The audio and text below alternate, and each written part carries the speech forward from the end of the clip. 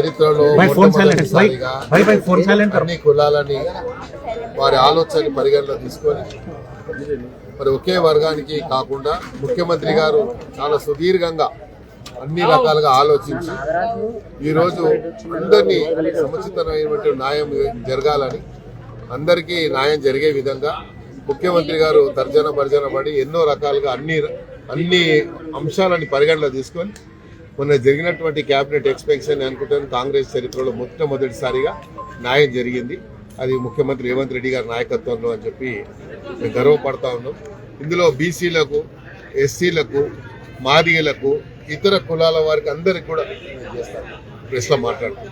అందరికీ కూడా ఈరోజు అవకాశం రావడం, మరి రాహుల్ గాంధీ గారు చెప్పినట్టుగా ఈరోజు జిత్నా సంఖ్య ఉత్తరే భాగీదారి అని ఎంతైతే మరి సంకల్ప ఆధారంగా వారికి అవకాశం దొరకాలని అన్ని రంగాల్లో కేవలం రాజకీయ రంగానే కాకుండా ఉద్యోగ పరంగా కానీ లేకుంటే ఇంకో పరంగా కానీ అన్ని రకాలుగా వాళ్ళకి అవకాశం దొరకాలని రాహుల్ గాంధీ గారు ఏదైతే నినాదం తీసుకొని వెళ్ళారో ఈరోజు తెలంగాణ పార్టీ అదే కాకుండా ప్రధానంగా ముఖ్యమంత్రి గారికి నేను ధన్యవాదాలు తెలియజేస్తా ఉన్నాను.